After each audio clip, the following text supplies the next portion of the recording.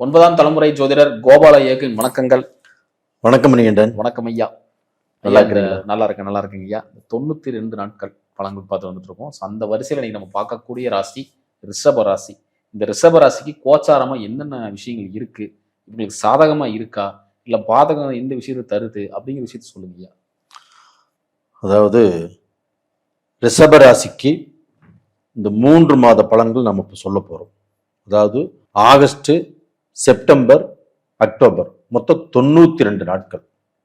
இந்த 92 நாட்களும் இந்த ராசிக்காரங்களுக்கு எப்படி இருக்கும் அப்போ இப்போ ரிஷப ராசிக்கு நம்ம பார்க்குறோம். அதற்கு முன்னாண்ட என்னை வாழ வைக்கும் ஸ்ரீ அம்பிகை ஜோதிடத்துக்கும் என்னுடைய நேயர்களுக்கும் என்னுடைய வாடிக்கையாளருக்கும் என்னுடைய மனமார்ந்த நன்றிகளை நான் சொல்லிக்கிறேன். இப்போ ரிஷப ராசி. இப்போ இந்த 92 நாள் பலன் பார்க்குறோம்னா நம்ம ராஜ கிரகங்களையும் கையில் எடுத்துக்கணும். அப்ப அந்த ராஜ கிரகங்கள் அப்படிங்கிறது கேது பகவான், ராகு பகவான், சனி பகவான், குரு பகவான். இப்ப குரு பகவான் இவங்களுடைய ராசிக்கு 3ஆம் இடத்துல கடகத்துல உச்ச பலத்தோடு இருக்கிறாங்க. அது போக கேது பகவான் 4ஆம் இடத்துல இருக்கிறாங்க. அது போக இவங்களுக்கு ராகு பகவான் 10ஆம் இடத்துல இருக்கிறாங்க. அது போக சனி பகவான் 11ஆம் இடத்துல இருக்கிறாங்க. இதுதான் பாத்தீங்கன்னா ராஜகிரகங்கள். இதை வச்சு நம்ம பலன் சொல்லணும். அது போக இப்ப ரிஷப ராசிக்கு பலன் சொல்றோம் அப்படின்னா ரிஷப ராசியுடைய அதிபதி யாருங்க? சுக்கிர பகவான். அந்த சுக்கிர பகவான் எங்க இருக்கிறாங்க அப்படின்னு கணிக்கணும். அந்த சுக்கிர பகவான் இவங்களுடைய ராசிக்கு 6ஆம் இடமான துலாம் ராசியில் செப்டம்பர் மாதம் அங்க இருப்பார். அப்ப தன்னுடைய சொந்த ராசியில் தன்னுடைய ராசிநாதன் ஆட்சியாக இருப்பது ஒரு யோகம்.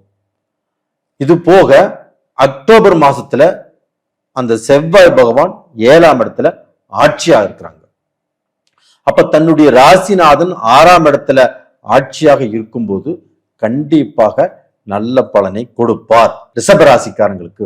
ஏன்னா ரிஷப ராசிக்காரங்கள் தன்னுடைய குடும்பம், தன்னுடைய அண்ணன் தம்பிகோ, தன்னுடைய அக்கா தங்கச்சிக்கோ, தனக்கு வேண்டப்பட்ட சொந்த பந்தங்கோ, இவங்க எல்லாத்துக்கோசரமும் இவருக்கோசரம் யாருமே இல்லை.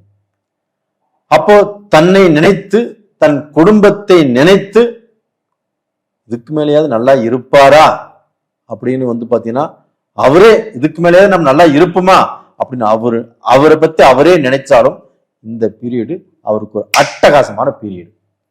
ஏன் சொல்ற அப்படின்னா அவங்களுக்கு அந்த குரு பகவான் கரெக்டா பாத்தீங்கன்னா இவங்களுடைய ராசிக்கு 7ஆம் இடத்தை பார்க்கறாங்க. 7ஆம் இடம் என்பது என்ன? கலஸ்திரஸ்தானம். அதே சமயத்துல கூட்டு தொழில். அப்ப அந்த கூட்டு தொழில் செய்யக்கூடிய இடத்தை அந்த குரு பகவான் பார்க்கும்போது இவங்களுக்கு தொழில் நல்லா இருக்கும்.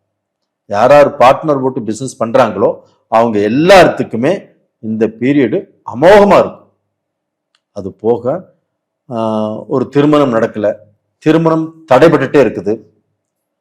இப்படி நினைச்சு ரொம்ப வருத்தப்பட்டு வேதனைப்பட்டு தன்னை பெற்றவர்கள் தன்னுடைய மக்களுக்கு ஒரு கல்யாணம் நடக்கலையே அப்படின்னு வேதனைப்பட்டு இருந்தாங்க இல்லையா, அந்த வேதனைப்படக்கூடிய காலம் முடிந்தது. இந்த பீரியட்ல கண்டிப்பாக ரிஷப ராசிக்காரங்களுக்கு அவங்களுடைய குடும்பத்துல சுபகாரியங்கள் நடந்தே தீரும். சிறப்பு. இது பாத்தீங்கன்னா உறுதி நான் சொல்றது. இப்போ தொழில் பார்த்துட்டு இருக்கிற அப்படின்னா பார்ட்னர்ஷிப்ல இருப்பாங்க. பார்ட்னருக்கு ஏற்பட்ட அந்த கருத்து வேறுபாடுல கம்மியாகுமா? நிறைய பேர் பார்ட்னர்ஷிப் பிரிஞ்சே போயிருச்சு. நிறைய பேர் மனஸ்தாபத்தோட இப்ப தொழில் நடத்திட்டு இருக்கிறாங்க. என்னடா பண்றது, இவங்க கூட சிக்கிட்டுமே, பிரியவும் முடியல, சேரவும் முடியல அப்படின்னு நிறைய பேர்த்துக்கு அந்த பார்ட்னர்ஷிப்லயே அந்த பணம் கையாடல் பண்ணி அதை ஒருத்தர் கண்டுபிடிச்சு இவரை நம்ம வெளியில கொண்டு வரல அப்படின்னு காத்துட்டு இருக்கிறாங்க. அது எல்லாமே இந்த பீரியட்ல பார்ட்னர்ஷிப் பிடிக்கலையா அவரை கிளியர் பண்ணி விட்டுறலாம். அதுபோக அந்த பார்ட்னர்ஷிப்ல ஒரு நல்ல உறவு முறைகள், அந்த பார்ட்னர்ஷிப் போட்டு அந்த தொழிலை நல்லபடியாக செய்யக்கூடிய காலகட்டம் இந்த பீரியட். இது பாத்தீங்கன்னா இந்த 3 மாசம் மட்டும் இல்ல, இந்த ஒரு வருஷம் கிட்டத்தட்ட 11 மாசத்துக்கு இந்த பீரியட் ரொம்ப நல்லா இருக்குது. சிறப்புங்க. பொருளாதார வளர்ச்சி எப்படிங்க? பொருளாதார வளர்ச்சி அப்படின்னா ரிஷப ராசிக்காரங்க 100க்கு ஒரு 70% பேர் சொந்த பிசினஸ் தான் பண்றாங்க. வேலைக்கு போறது ஒரு 30% பேர் தான். அப்ப அந்த சொந்த பிசினஸ் பண்ணியுமே அதுல வந்து பாத்தீங்கன்னா டக் டக்குன்னு மேல போய் மேல இருந்து நிறைய பேர் கீழே விழுந்துட்டாங்க. அப்போ வந்து எந்த அளவுக்கு வேகமாக பிசினஸ் பண்ணி அதுல பணம் சம்பாரிச்சு அதுல வந்து லேண்ட் வாங்கி வீடு கட்டி நல்ல பெரிய லெவல்ல போயிருந்தாலும் அவங்க வந்து பாத்தீங்கன்னா அந்த லேண்டையும் வித்து அந்த வீட்டையும் வித்து தொழில நஷ்டப்பட்டு நிறைய பேர் கஷ்டப்பட்டு இருக்கிறாங்க. அதற்கு காரணமாகப்பட்டது இவர் வந்து பாத்தீங்கன்னா எல்லாத்தையுமே நம்பிடுறாரு. அப்ப அந்த நம்பினதனுடைய விளக்கம் என்னாச்சுன்னா, இவங்க நம்புறவங்க யாருன்னா நயவஞ்சகம் பண்றவங்க, ஒரு கெட்ட மனிதர்கள். அப்ப இவங்கனால இவர் யார நம்புறாரோ அவங்க நல்லா இருப்பாங்க. அவங்க வந்து பாத்தீங்கன்னா காசு பணம் சம்பாதிச்சு நல்ல பொசிஷனுக்கு வந்துருவாங்க, இவர் கீழே போயிடுவாரு. அது மாதிரிதான் வாழ்க்கையில நம்பி நம்பி நம்பி ஏமாந்து வாழ்ந்துட்டு இருக்கிறாங்க ரிஷபராசிக்காரங்க. இப்போ வந்து பாத்தீங்கன்னா இந்த சனி பகவான் இந்த 11ஆம் இடத்துல இருக்கிறாங்க. அப்போ வந்து 3, 6, 11ஆம் இடத்தில் சனி பகவான் வந்தால் அவங்களுடைய வாழ்க்கை அடுத்தவங்களை இவங்களை பார்த்து பொறாமைப்படக்கூடிய அளவுக்கு இவங்களுக்கு நல்ல வளர்ச்சி இருக்கும். அந்த வளர்ச்சி இவங்களுக்கு வந்தாச்சு. அதே வளர்ச்சி இப்போ வந்து பாத்தீங்கன்னா டபுள் மடங்காக வரக்கூடிய காலகட்டம் வந்துருச்சு. எப்படி வந்துருச்சுன்னா, இந்த குரு பகவான் 3ஆம் இடத்தில் உச்சபலம் பெற்று 9ஆம் பார்வையாக தன்னுடைய சொந்த வீட்டை பார்த்து அந்த சொந்த வீட்டில் இருக்கக்கூடிய சனி பகவானையும் பார்த்துட்டாரு. அந்த சனி பகவான் யாரு? இவங்களுக்கு வந்து 11ஆம் இடத்துக்குரிய 11ஆம் இடம், 10ஆம் இடத்துக்குரிய அதிபதி 11ஆம் இடத்துல இருக்கிறாங்க. அப்ப அதனால தொழில் இதற்கு மேல நல்லா இருக்கும். தொழில்ல இவங்க பிளான் பண்ணின மாதிரி பிளான் போட்டு அந்த தொழிலை சக்சஸ் பண்ணலாம். நாம் இந்த தொழிலை செய்யணும் ரொம்ப நாளா காத்துட்டு இருக்கிறோம், இந்த பீரியட்ல செய்யலாமா சார், செஞ்சா நான் முன்னுக்கு வருவேனா, நான் ஃபர்ஸ்ட் ஏகப்பட்ட தொழில் செஞ்சு நான் ரொம்பவுமே கெட்டு போயிட்டேன், ரொம்பவுமே லாஸ் ஆயிட்டேன், நம்பியும் ஏமாந்துட்டேன், இதற்கு மேலே செய்யலாமா சார், சார் எனக்கு ஒரு வழி வருமா அப்படின்னா இந்த பீரியட்ல கண்டிப்பாக வழி வரும். கண்டிப்பா தொழில் ஆரம்பிப்பாங்க, அது அப்படியே பிக்கப் ஆயிரும். சிறப்புங்க. அதே மாதிரி வேலை பார்த்துட்டு இருக்கிறவங்களுக்கு இந்த பதவி உயர்வு, சம்பள உயர்வுலாம் கிடைக்குமா? கடந்த காலத்துல வந்து பாத்தீங்கன்னா அவங்க உழைப்பு, அவங்களுடைய அறிவு, அவங்களுடைய திறமை டோட்டலா சகலத்தையும் செய்யக்கூடிய வேலையில இன்வெஸ்ட் பண்ணி நல்லா பவர்ஃபுல்லா நல்லா உழைச்சாங்க. ஆனா இவங்களுக்கு அப்புறம் வந்தவங்களுக்கு அங்க சம்பளம் அதிகமா கிடைக்குது, ரெண்டாவது ப்ரமோஷன் கிடைக்குது. ஆனா நாம கஷ்டப்படுறோம், நாம உழைக்கிறோம், நம்மளுக்கு ப்ரமோஷன் கிடைக்கலையே, நம்ம ஓனர் நம்மளுக்கு சம்பளம் சேர்த்து கொடுக்கலையே அப்படின்னு மன வேதனையில இருக்கிறவங்களுக்கு இந்த பீரியட்ல நான் சொல்றேன், கண்டிப்பாக அவங்களுக்கு ப்ரமோஷனாவது கிடைக்கும், சம்பள உயர்வாவது கிடைக்கும். அவங்க கண்டிப்பா அவங்க கமெண்ட்ஸ்ல எழுதுவாங்க, சார் நீங்க சொன்ன மாதிரியே நடந்துருச்சு அப்படின்னு. சிறப்பு சிறப்பு. அதே மாதிரி நம்ம நண்பர் ஒருத்தர் மலேசியாவில் இருக்காரு, இந்த ரிஷபராசியில பிறந்தவர் தான். கடந்த 3 வருட காலமாக மன உளைச்சல், கஷ்டம், ஒரு வீடு வாங்கி பிரச்சனை, நம்மகிட்ட ஜாதகம் கொண்டு வந்தாங்க, பார்த்து எல்லாமே சொன்னேன், அதுக்கு ரெமிடியும் சொன்னேன், 48 நாள் பொறுங்க அப்படின்னு சொன்னேன். 48 நாள் கழிச்சு இன்னைக்கு நல்லா இருக்கிறாங்க. அவங்களும் இந்த வீடியோ பார்த்துட்டு இருப்பாங்க. கண்டிப்பா என்ன எங்களுக்கு நல்ல பலன் சொல்லுங்க அப்படின்னு கேட்டிருக்காரு. நீங்க எது சொன்னாலும் சரி, நல்லது சொன்னாலும் சரி, எந்த வழியில போகணும் போகக்கூடாதுன்னு சொன்னாலும் சரி, அதை அப்படியே நான் ஃபாலோ பண்றேன்னு சொல்லியிருக்கிறாங்க. ரொம்ப நன்றி அவங்களுக்கு. சிறப்புங்க. அதே மாதிரி உறவினர்கிட்ட இருந்த கருத்து வேறுபாடு கம்மியாகுமா? அதே மாதிரி உறவினர் வந்து ஒரு வேலை சொல்றாங்க, தம்பி இங்க போயிரு, இங்க போனா கொஞ்சம் நல்ல ஒரு பாசிட்டிவா இருக்கு, இதெல்லாம் நம்பி போலாமா, இறங்கலாமா? உறவினர் இதற்கு முன்னாண்ட நம்பி இருந்தா அது தப்பு.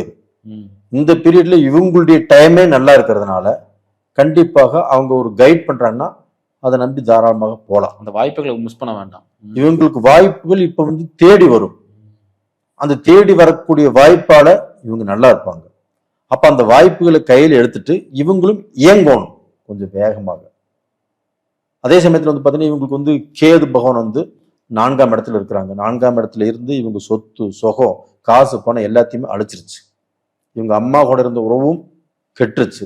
அது போக வந்து இவங்க அம்மாவுக்கும் உடல் பிணிப்பீடைகள் கண்டிப்பா வந்திருக்கும். இப்போ வந்து அந்த உடல் பிணிப்பீடைகளும் தீரக்கூடிய நேரங்கள் வந்தாச்சு. ஏன்னா அங்க வந்து சூரிய பகவான் ஆகஸ்ட் மாதம் 17ஆம் தேதி பெயர்ச்சி ஆறாங்க. அப்ப அந்த ஆகஸ்ட் மாதம், ரெண்டாவது வந்து பாத்தீங்கன்னா அக்டோபர் மாதம் வரைக்கும், செப்டம்பர் மாதம் வரைக்கும் அந்த சூரியன் அங்கே இருப்பாங்க, செப்டம்பர் பாதி வரைக்கும்.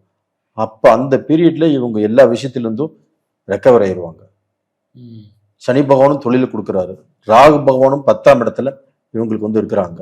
அந்த ராகு பகவானுடைய அனுகிரகம் 10ஆம் இடத்துல இருந்து தொழிலை கெடுத்துருவாரு அப்படின்னா அந்த 10ஆம் இடத்துக்குரிய அதிபதியே சனி பகவான் தான். அவர் குருவுடைய பார்வை வாங்கிட்டாரு. அப்ப ராகு பகவானாலையும் கெடுக்க முடியாது.